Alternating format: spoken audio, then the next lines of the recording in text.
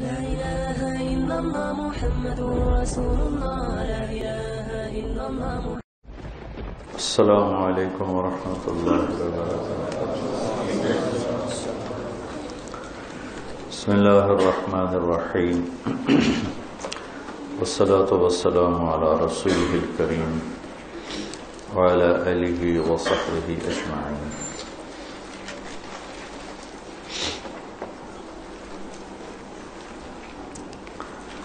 ہندوستان میں 90 ہجری میں سندھ میں سب سے پہلے اسلام آیا. محمد بن قاسم رحمۃ اللہ علیہ 92 ہجری میں ملتان پہنچے اور یہ کوئی 3 سال کا سفر تھا. اور بنو امیہ کے دور میں ہی ولید بن عبد الملک کا زمانہ اسلام سندھ اس وقت بمبئی سے لے کر ملتان یہ سارا سندھ بمبئی سندھ میں شامل تھا، ملتان سندھ میں تھا. تو یہ اس اللہ کے نیک بندے نوجوان کے بابرکت ہاتھوں سے پہلی صدی میں ہی بر صغیر میں اسلام کی آمد ہوئی. اور اس کے بعد پھر 5ویں صدی میں محمود غزنوی نے یہاں حملے کیے. 416 میں اس کا انتقال ہوا ہے، تو ہو سکتا ہے 399 ہو 80، مجھے سن یاد نہیں. اور شہاب الدین اس نے حکومت قائم نہیں کی، صرف پنجاب تک کو اپنی حکومت میں شامل کیا. شہاب الدین غوری رحمۃ اللہ علیہ نے پھر یہاں باقاعدہ حکومت کا نظام بنایا اور یہاں کا پہلا حاکم قطب الدین ایبک غلام تھا. تو اس کے بعد پھر خاندان غلامہ کی حکومت چلی. پھر جب زوال آیا تو اس وقت مغلیہ خاندان حاکم تھا.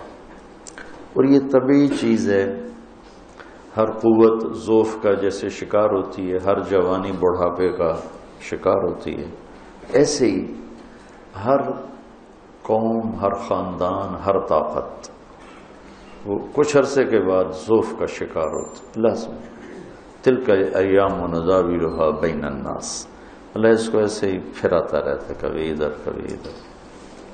ایک دور تھا مشرق کا غلغلہ تھا اور مغرب اندھیروں میں ڈوبا ہوا تھا. آج مغرب کا ڈنکا بج رہا ہے اور مشرق اندھیروں میں ڈوبا ہوا ہے. تو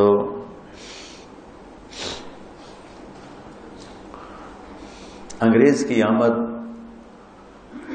شاہ جہان کے دور یا جہانگیر کے دور میں ہوئی.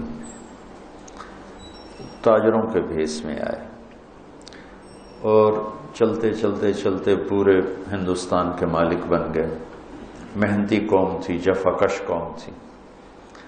پہلا ان کو جو غلبہ ہوا 1757 عیسوی میں نواب سراج الدولہ کے خلاف بنگال میں.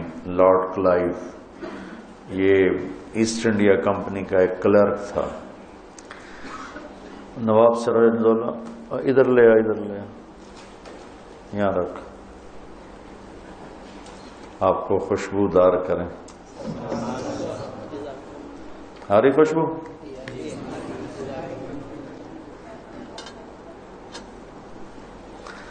نواب سراج الدولہ اور انگریزوں کی جنگ ہوئی 1757. اس میں سراج الدولہ کو شکست ہوئی اور اس کی وجہ ایک اس کا نکما پن، راتوں کو جاگنا، دن میں سونا، اور دوسرا برطانوی فوج کا توپ خانہ. اس وقت یورپ سائنس میں بہت آگے جا چکا تھا، تو اس توپ خانے نے تباہی مچا دی اور بنگال میں پہلی دفعہ انگریز کا راج قائم ہوا. 1799 ٹیپو سلطان آخری سہارا تھے.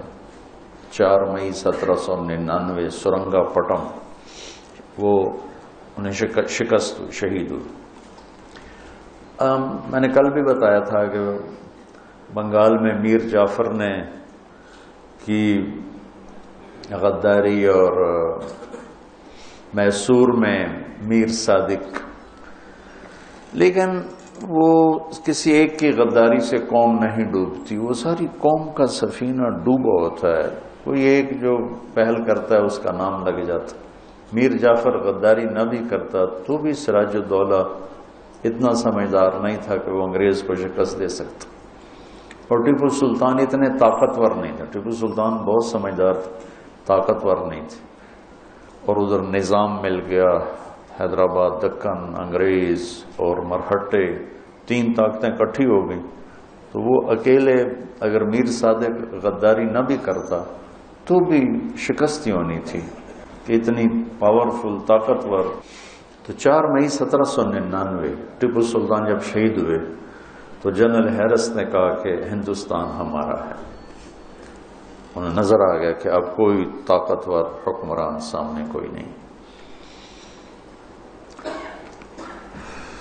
1831 میں سید احمد شہید رحمت اللہ علیہ کی جو تحریک تھی وہ بالا کوٹ کے پہاڑوں میں ختم ہو گئی. عجیب لوگ تھے. مولانا علی میاں نے کتاب لکھی جب ایمان کی بہار آئی، اب پڑھنا. اس میں شاہ صاحب کے واقعات، ان کے ساتھیوں کے واقعات ہیں کہ لگتا تھا جیسے صحابہ کی بچی کھچی روحیں وہ ان لوگوں کے اندر آ گئیں. لیکن پوری تیاری کے بغیر نتیجہ نہیں نکلتا. اللہ نے دنیا کو دارالاسباب بنایا. رنجیت سنگھ بہت طاقتور حکمران تھا اور اسلامی شیرازہ بکھرا پڑا تھا. تو اور تھوڑے سے لوگ تھے اور جب وہاں پہنچے تو ایک اللہ کا نظام ہے تدریجاً چیز کو لانا. شراب حرام کرنی تھی نا تو ایک دم نہیں کہا شراب چھوڑ دو. قل فیہما اثم کبیر و منافع للناس. پھر لا تقربوا الصلاۃ وانتم سکارى. پھر فہل انتم منتہون. یہ ہے طریقہ کسی چیز کو لانے کا، اٹھانے کا، آہستہ آہستہ. شاہ صاحب رحمۃ اللہ علیہ نے جب سرحد پہ اپنی حکومت قائم کی تو ایک دم شریعت نافذ کر دی. پوست کی کاشت بند کر دی، چرس کا بنانا بند کروا دیا، اور لڑکیوں کے اس وقت مہر ہوتے تھے اور وہ قیمت ہوتی تھی وہ ایک دم بند کر دی. تو وہ جو ایک دم ان کی عادات پہ ضرب پڑی تو وہ رد عمل میں انہوں نے پٹھانوں نے ہی بغاوت کر دی اور شاہ صاحب کے سرداروں کو قتل کر دیا اور ان کے لشکر کو بھی تتر بتر کر دیا. کچھ بچا کھچا لے کے تو وہ چلے تھے. والی کاغان نے کہا تھا کہ میرے پاس آ جائیں. تو راستے میں بالا کوٹ قیام ہوا. وہاں ایسا بددل ہوئے کہ آگے جانے کے بجائے وہیں تھوڑے سے لشکر کے ساتھ سکھوں سے لڑ گئے. اور ایک پہاڑ ہے مٹی کوٹ، ایک ہے بالا کوٹ. مٹی کوٹ اونچا ہے، بالا کوٹ نیچے ہے. تو وہاں کے جو مقامی مسلمان تھے وہ سکھوں کو مٹی کوٹ تک پہنچانے کے لیے رہبر کے طور پہ استعمال ہوئے. جب قوم ڈوبتی ہے تو صرف ایک کی غداری سے نہیں ہوتا، ساری دیگ ہی خراب ہو چکی ہوتی. سکھوں کو تو راستے کا نہیں پتا تھا. انہیں مقامی مسلمان گجر وہ راستہ دکھاتے دکھاتے مٹی کوٹ تک لائے. اور وہ یوں اس طرح جو یہاں بیٹھا ہے وار تو اسی کا چلے. یہ بالا کوٹ یہاں ہے، مٹی کوٹ یہاں ہے. تو شکست ہوئی، شہید ہو گئے. شاہ اسماعیل بھی شہید ہو گئے، سید احمد بھی. اللہ سے دعا کی میری لاش کا پتہ نہ چلے. وہ نالے میں بہہ گئی، پتہ نہیں کہاں چلی. اب جو ان کی قبر 2 جگہ بنی ہوئی ہے، گڑھی حبیب اللہ بھی ہے اور بالا کوٹ بھی ہے، اور دونوں فرضی قبریں ہیں. ان کی تو لاش ہی اللہ نے چھپا دی تھی. تو 1834 میں لارڈ میکالے آیا کہ ایک ایسا نظام تعلیم لایا جائے جو انہیں غیر مسلم نہ بنائے، انہیں مسلمان نہ چھوڑے، یہ نام کے مسلمان ہوں اور اندر سے انگریز کے غلام ہوں، ذہنی فکر، ذہنی سوچ وہ ساری بن جائے غیر مسلم والی، اور شکل صورت ظاہر یہ ہو مسلمان والا۔ ایک ایسا نظام تعلیم مرتب کرنے کے لیے لارڈ میکالے 1834 میں آیا تھا۔ تو اس کے بعد 1857 میں جنگ آزادی ہو گئی۔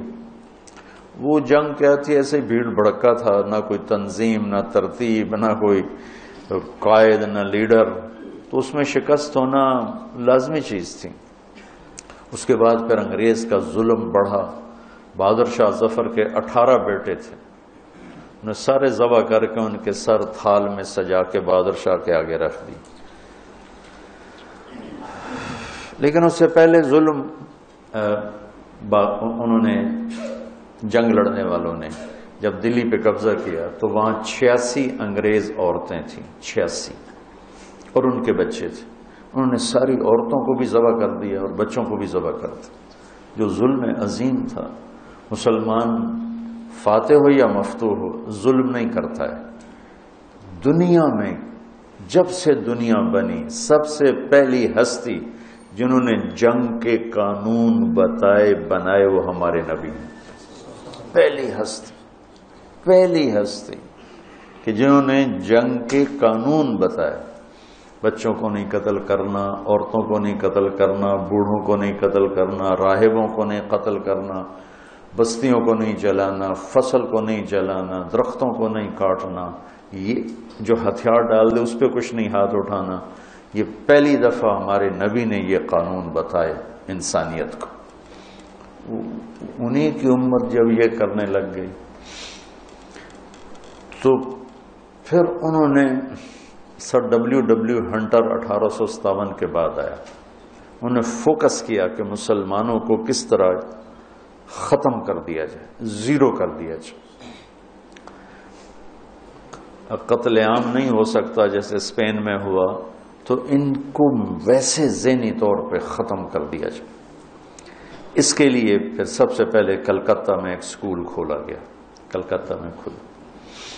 تو 1857 کی جنگ میں ہمارے اکابرین مولانا قاسم نانوتوی، مولانا رشید احمد صاحب گنگوئی، حافظ ضامن صاحب رحمۃ اللہ علیہ، حاجی امداد اللہ صاحب رحمۃ اللہ علیہ، انہوں نے باقاعدہ جنگ کی، شکست ہوئی، حافظ ضامن صاحب شہید ہوئے، اور پھر امداد اللہ رحمۃ اللہ علیہ وہ روپوش ہو گئے، پھر ہجرت کر کے مکہ تشریف لے کے۔ جب حالات کا رخ اس طرح بن رہا تھا کہ مسلمان کو ٹارگٹ کر کے ختم کرنا تھا ذہنی طور پر، تو مولانا محمد قاسم نانوتوی رحمۃ اللہ علیہ کے دل میں اللہ نے مدرسہ کی سوچ ڈالی۔ یہ ساری تمہید میں اس ایک جملے کے لیے آپ کو سنا رہا تھا۔ پورے بر صغیر میں کوئی مدرسہ نہیں تھا، علم لینے دینے کا نظام تھا، لیکن مدرسہ، طلبہ، اساتذہ اور سبق، درسگاہ، دارالاقامہ ایسا کوئی نہیں تھا۔ فرنگی محل بھی، لکھنؤ بھی، اور دہلی میں اور کئی جگہ بھی علماء کے حلقے ہوتے تھے، درس ہوتے تھے، طلبہ آتے تھے، لیکن ایک جگہ رہ کر سیکھنا اور اساتذہ ہونا اور وہیں ان کا کھانا بننا اور وہیں ان کی رہائش ہونا، یہ 1864 میں 1857 کے چند سال بعد، یعنی 7 سال بعد ہی مولانا قاسم صاحب رحمۃ اللہ علیہ نے دیوبند کی بنیاد رکھی۔ ویسے تو یہ دنیا اللہ نے اسلام کو باقی رکھنا ہے، اور اگر یوں نہ ہوتا تو یوں ہو جاتا، یوں ہوتا تو یوں نہ ہوتا، یہ انسان کہتا تو ہے، تو اسباب کی دنیا میں، خیالات کی دنیا میں چلتا ہے۔ دیوبند کے مدرسہ کی بنیاد نہ رکھی جاتی تو شاید اسلام کی یہ شکل نہ ہوتی جو آج موجود. اللہ نے ایک بندے کو چنا، درویش غریب، اور ان کے ذریعے سے ایک شاگرد محمود الحسن، ایک استاد محمود احمد، بہت بڑے مناظر تھے مولانا قاسم صاحب، کبھی کسی مسلمان فرقے سے مناظرہ نہیں کی.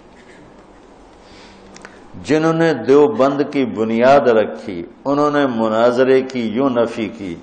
ہم مناظر بننے کو ہی آج دین کی خدمت سمجھ رہے ہیں.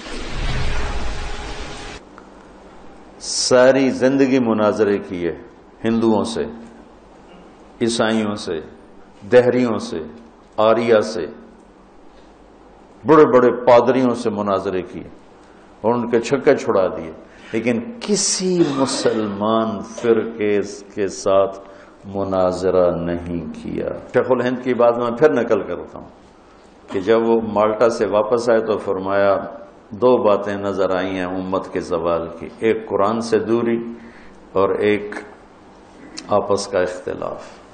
تو میری اب جتنی باقی زندگی ہے میں زور لگاؤں گا کہ قرآن کی تعلیم کو عام کیا جائے اور آپس کے اختلاف کو ختم کیا جائے.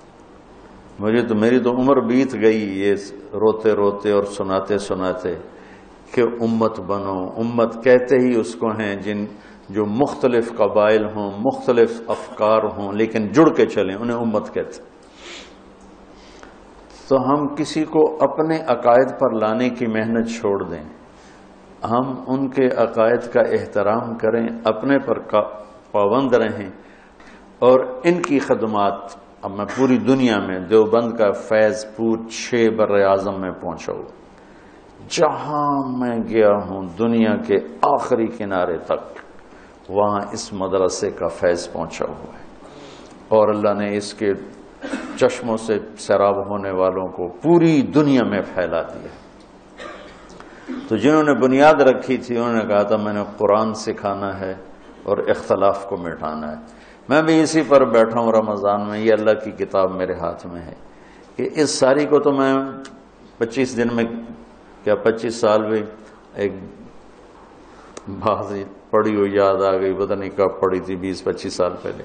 ابو علی رحمۃ اللہ علیہ بغداد کے بڑے علماء میں سے تھے، مفسر قرآن تھے. تو لوگوں نے کہا آپ درس قرآن شروع کریں، تو انہوں نے درس قرآن شروع کیا. تو سورہ بقرہ 26 سال درس دیتے رہے، ختم نہیں ہوئی اور فوت ہو گئے.